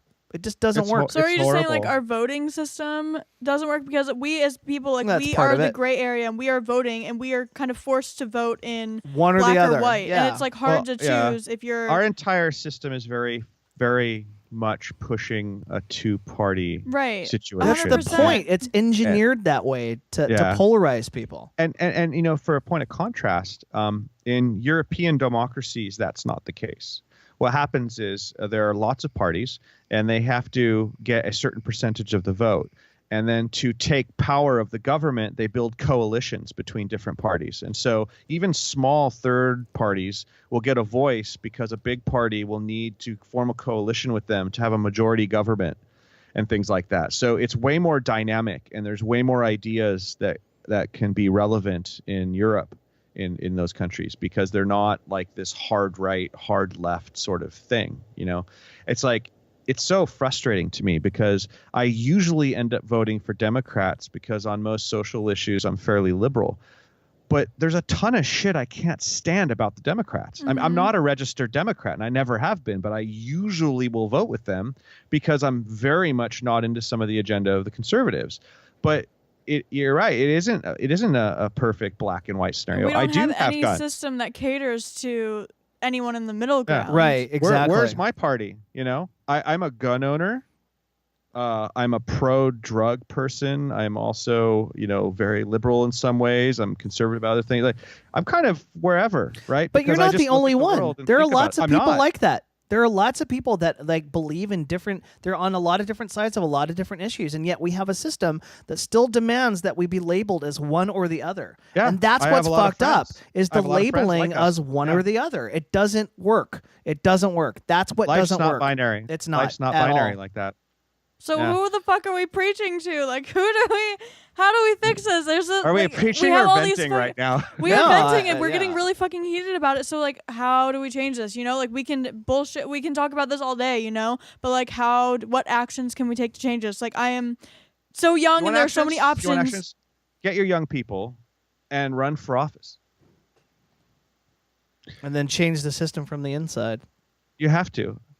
I feel like if someone just these days, especially because we've broken down certain barriers in politics, right? People who've done drugs will be in politics and no one gives a shit. People who've done various things, there isn't as much of a Christian moral line that wipes out lots of potential candidates like there used to be maybe 30 years ago, right? Mm-hmm. I think if more young people got up and said, you know what, I'm for, gay rights, and I'm also for not banning assault weapons or whatever, right? Like, that's just to take two sort of usually considered polar opposite views. Yeah, exactly. But if we had young people who had a range of ideas that crossed both sides, because I think humans don't all agree like lemmings with one or two sides. I think most of us have a smattering of ideas across the spectrum. If people got up there and just started saying that's what they wanted to run about. How the fuck do they get the chance to get up there? Because the way to get into politics is you are fucking brown-nosing your ass into one side or the other. Like, you are trying to funnel your way into some way, and then all of a sudden changing your ways. That's true. And being like, well, I feel this way about this, and being loud and because proud, independents, don't win anything ever. It's almost a joke. You're just wasting your vote. But that's really the truth, is that we've accepted a system where you have to be one or the other. Like, there is no system in place to That's true. That's true. And it's the odds are very against you. But I would say that the rise of Bernie Sanders is a really interesting lesson. Absolutely. Because he's the first person, who is really an independent. He went with the Democrats for the presidency, but he's always been listed as an independent. But he actually was the first person, and I don't know if this was smart or not, but that would use the word socialism as part of his platform. Right. Now, he was not advocating for all those on the right, no matter what you say. He was not advocating for socialism itself, but for a democratic socialism like Western Europe, which is a different animal. But that word is so toxic in our politics. The fact that he actually kept using it, regardless of what he meant by it, was already, I think, a red flag. Really pushing against those walls, right? It was really like saying, fuck you, right? Right, but that's also the type of thing that we need to kind of like change the way that we react to those words. You know what I'm saying? Did we lose it? That was, oh wait. I hear. There he is. There he is. Okay. Yeah. You You did freeze for a second, but that's the first time it's ever happened. Yeah. But anyway, I think that maybe he proves that if you have like a common sense that lots of people resonate with, they might find themselves more open to different ideas. And he found the Democratic Party to slither his way through to get those out. But I think that you, Cody, and people in your generation especially, are way less beholden to these old structures than maybe even me and Scott, who grew up in them. But Right? if you have an think about opportunity. The fucking ages of and the mindsets of the people who are in office right now, there aren't that many like younger people who are open-minded in office. So we have to kind of like brown nose our way into it, following the ideas and policies of the people who are already there. To fit in. We have to fit in. I don't know. And then you change your I understand where she's coming from. act immediately. Yeah, but if you got up on stage in front of a bunch of people of your generation, right, and said a lot of the things that maybe we've been saying in this show, I don't think they'd give a fuck about you brown-nosing anybody. I think they'd resonate with it because I think people are different now. So while that would be the first and last time I would get on stage. Well, here's the thing. I'm saying? Getting that platform certainly involves some brown-nosing and is a little trickier, right? But I think that once you do, you gain power. And if the people resonate with what you say, it doesn't have to be you specifically, but what a person is saying, right, then they gain the ability to get that audience again because people want to hear it. I don't think it's easy, but I think that's how it starts. I think that's how it starts, though.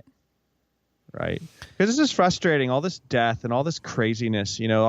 I think that I like to think in the back of my head that maybe some of those 2,200 people or something that are just nuts and shitty people, when I think about what causes them to do these kinds of things, right, is, they're not people who are happy, right? They're people who feel like the world fucked them over. Yeah. Their finances maybe have gone to hell. Their families have maybe gone to hell. There's another aspect to all of this that we haven't covered that we should touch on really quick is, sure, let's say we remove gangs and 80% of the problem goes away. Well, that 20% is still relevant, right?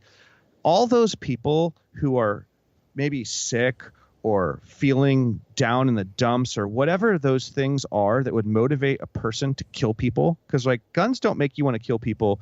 You have to be in a really fucked up place to want to start shooting. Yeah. Right? Yeah. If we had socialized medicine, like everyone else in Europe. Like no one talks about that difference, right? Why do they not have mass murders like we do? Well, because they're all fucking healthier. They're not all, losing everything they own when they get cancer. Right. Right. Yeah. They're not. I think that's a great point, actually. America, I think it's a great point. It's like 0 to 60. You can go from successful to destitute in like 2 weeks. And yeah. Oh yeah. We have nothing in our society to try to catch you on the way down, right? That is not in evidence in any other Western country. Yeah. All of them have systems in place to try to keep you from falling so low. Right. And people who go mass murder, they're desperate people. They're people who are desperate. They're Absolutely. People who don't feel like they're communicating anymore. They're lost everything. They're hurt. That's an illness. That's something that we can solve. A lot of these reasons are things that, if you have socialized medicine, you're going to the doctor all the time, they notice that you're not feeling good. So we're arguing about the wrong thing. We're debating the wrong thing. Absolutely. Exactly. Absolutely. Exactly. We're so busy talking about how scary an AR-15 looks and not talking about what's inherent in our system, in the way that we live here. That's the difference. We have way bigger differences between us and Europe than our gun rights. But everybody addresses it like, well, we have guns, therefore that's why we have murder. No, we have a sick fucking society in so many different ways. I mean, we don't have access to schools, and if we do, you become financially destitute from using them. We don't have regular access to medicine. We don't have any social services to help people who get kicked to the ground that are really worth anything. All of those mechanisms create murderers a lot more than whether they have a gun in the closet. You nailed it.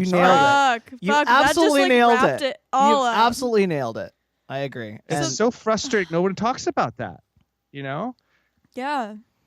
It's not just catching people with mental illness. No, this is about our whole society, and it's sick.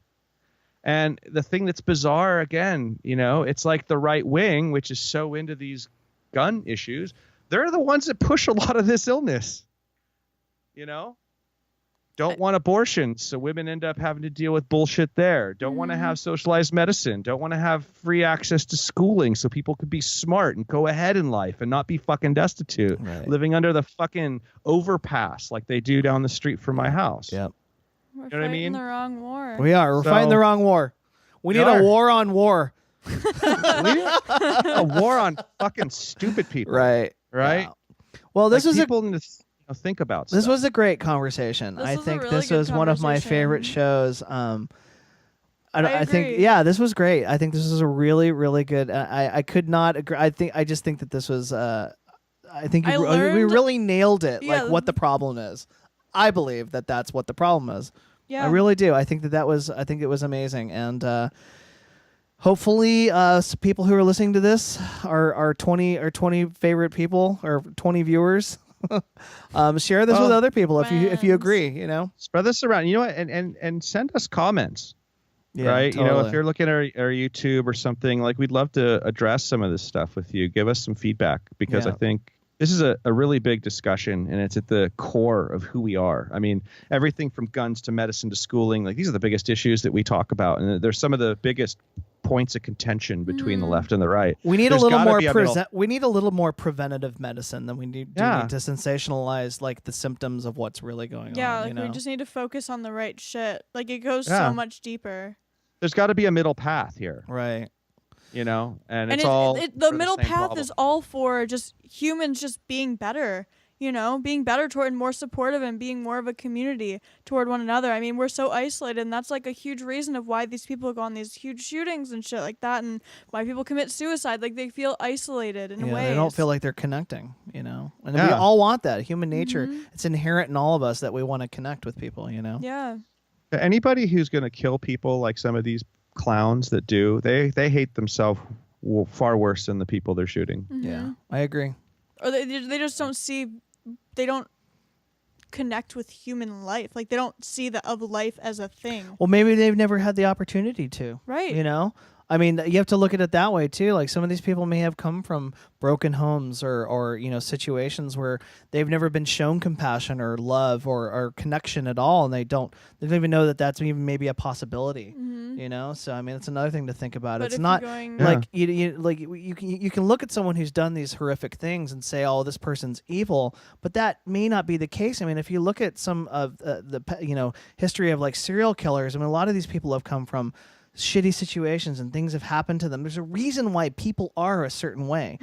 People aren't just inherently evil. You're nurtured into being or having a certain proclivity. Right, You know what and I mean? so these these nurtured traits and stuff like that, like if they're coming from bad situations with whether it's bad relationship and stuff, if these people are at least on a baseline, like healthy, living a lifestyle where they're not so fucking worried about money, so Right. fucking worried about sickness, so They're fucking less worried about likely. all that stuff, they have more effort and energy to focus on being a good person. Or doing what I'm things that saying? like are fulfilling that make them maybe not even Yeah, or more come like close to going down a community-based. road like to being Right, or a even mass being in murderer. that situation, you know? So You know, it's weird to that point. You know, when you think about like broken families and this and that, like things that might create in a person some of the instabilities that lead down these paths. When you look at the numbers, and if you think about like the gang violence being so high, you think about the inner cities, you think about the broken families there, you'd think that this would almost become a stereotype in one way. But like when it comes to mass murder, right, when it doesn't like just gang specific, it's almost all white guys. Right. Which is a weird twist. Right. Not guys living in the inner cities, right? Like white guys who grew up kind of average. Yeah. And I wonder what's behind that. Like, why is it that it's always these like strange white dudes who suddenly go on this crazy murderous rampage? Like, what is it in the white part of society that's causing that kind of Sure. problem? Because given the privilege that white people generally have, I think you'd have to be pretty blind to not see it, right? We Right. have that. Where are they going and getting all fucked up like that? Right. That's an interesting I'm really point. interested. You know, like where's that switch? Because Right. we have all the options. I mean, our white people's lives can be very, very hard too. But in society, we definitely do not have the worst. You know, No, not at all. at all. And you I know? mean, And- this might be, I don't know where I'm going with this point, but this is just something I'm going to bring up. But so in society, I've noticed that recently, like, people are always against, like, the white cisgender male. You know what I'm saying? it's become popular. It's become very popular recently. And so Me and that, in a Scott way, are is like the bane of isolating. society. Me and Scott like perfectly exactly the worst of all society Right. these days. Scum of the Scum of the Scourge earth. of the earth. Yeah. Right. And so, like, in a way, like, that's isolating, you know? It is. Yeah. That's perpetuating more Well, it's kind of shit. bullshit too, because white guys who happen to be straight, like, yeah, maybe society gives us certain advantages, but it's not like you plan on being white or straight either, right? Right, Like everyone's right, kind of right. lands in the boat they are, and I think if you're a white guy who's straight and in a dominant position in society, the only thing anyone can expect of you is to use that dominance in society for good, to try to equal things up and be a Sure. good member of society. And you should have that responsibility. And I advocate for that. But people have gotten so crazy with this whole social justice fucking weird trip that everyone's just hating on everyone for all the same shit that they're accusing others of doing that's wrong. Like there's all this weird racism and gender bias and sexual bias stuff that's flinging from both Here's sides the thing. now. And it's getting really kind of complicated, right? Everybody People wants need to to put the chill. blame on someone else all the time. I think it's a sickness. I think it's part of human nature, but it's a sickness. People need to start focusing on themselves and their lives and like their impact on things and stop blaming everyone else for their problems. I mean, it's real easy to do. I mean, there was a certain time in my life when everything was going wrong, and I loved to blame everyone else, blame whatever situation, whatever was happening. It's not me, it's them. And that's a pretty popular stance. It's not me, it's them. It's not me, it's them. And when I started taking responsibility for my life and for my actions, my life got infinitely better. So my advice would be stop blaming everybody else and take control of the things that you can take control of and make your life better. Stop blaming everyone else for all of your problems, because there are things that you might be in a certain situation that might not be the best situation, but there are things that you can do to make your life better. And if everyone did that, if everyone focused on themselves, making themselves better, more compassionate, educating themselves, the world would fundamentally be a different place. Okay, maybe that should be our next episode, is creating, because when you say, okay, we need to do things to make ourselves better, okay, that's a very fucking broad spectrum of things. Absolutely. And so maybe if we create kind of like, these are the main core things that you could do, and here are different examples of things that you can do to help like improve yourself, that would be good. And so education's a great place society. to start. Like, just more education. The more you know, the more you empower yourself, the more you fill your mind with knowledge. I mean, knowledge is so powerful. I think that's one of the reasons why our schools suck so badly, and that they've been engineered to suck badly, is that the government, people who are in charge don't want smart, free-thinking people who can make decisions for themselves. They want people who can follow instructions. And they want employees. Yeah, they want employees. To build employees. And so now we have a legion of employees and people who are just buying into whatever they see on the news, and they're not taught to think for themselves, so they're not making decisions that are based on thought about about how things work and how one thing might relate to another. They're just like believe whatever they hear, and so perpetuates all of the issues that we have, because they're just like, well, I saw that on the news, and that's what that's basically what it is. We need better education to create free thinking people, to create people that think for themselves, and who can use common sense in situations instead of just following the rules. I don't think it's not always about the rules. Take responsibility. Yeah. To your point before, take responsibility. And I think one little thing I was thinking of when you said that, and I totally agree with you, that I would add is, even if all your problems are someone else's fault, it's still, your life will still not improve unless you take the reins and make it better. Right. And that's the thing. Maybe every fucking problem you've ever had is because of white privilege, or the asshole down the street, or the shitty boss, or the parents that beat you. That may all be true. Sure. The whole sob story may be totally fucking true. But it's all about how you react to it, but too. you will never grow unless you force yourself past it. And every single barrier that we face, of any color, race, part of society in any country, every battle everybody has, is mostly with themselves and how to achieve against all the forces that have made it hard, because life's fucking hard. Yeah. And that's never going to change. There's no magic button that makes all the bad go away. But we want it. We want there to be. I know, right? Wouldn't we that be think nice? like just putting our vote toward taking guns away would be that magic button, but it's that's not. That's what we've been conditioned to believe, is that there's this pill that's going to make you skinny, you don't have to exercise. There's this pill that's going to make you. It's always about Instant the quick fix. instant fix. If we just did this real easy thing, everything would get better. And everything we do is based on that. Everyone wants to be instantly okay. And you know what? Everything in my life has been fucking hard. Well, it's supposed to be Everything. uncomfortable It's supposed for to be growth. hard for a reason. For a reason. Yeah, and to totally kind of capture this gun debate, we shouldn't be building emotional laws. And the laws that they try to propose to solve these problems are emotional laws that are reactions to horrific events, but they fail to address any of this whole group of fundamental problems in our society that would actually take those numbers down, that would actually save lives. And they don't do it because it's not easy, it's hard, and it's not a soundbite. It's not something they can package up like a pill and offer you as a solution to the problems in your life or in our society. It's exactly to your point. Yep. It's they want it that way, but you're not going to fix anything that way, because nothing in this world is fixed that way. Nope. Well, on that note, great show. I really like this show a lot, and I guess we'll see all of you guys next time. Yeah, one quick thing. Just my heart goes out to everybody who suffered through that event. That there are a lot of people who died or got injured, who know people who did. My heart's with you. Anybody who was part of that Las Vegas thing, that was fucking horrific, and it was so sad to look at. So if you're out and there, every other shooting, by the way. Yeah, and there was another shooting that happened that day. Really? That like no one fucking knew about. Yeah. Yeah. It's just all of this shit just fucking love. We're a misery engine. We've become a misery engine in this country, and I think we all need to fix it. Yeah. Anyway, thank you guys for tuning in. We'll see you next time. And yeah, We love you. It's not about gun Happy control. Halloween. Have a good one. see ya.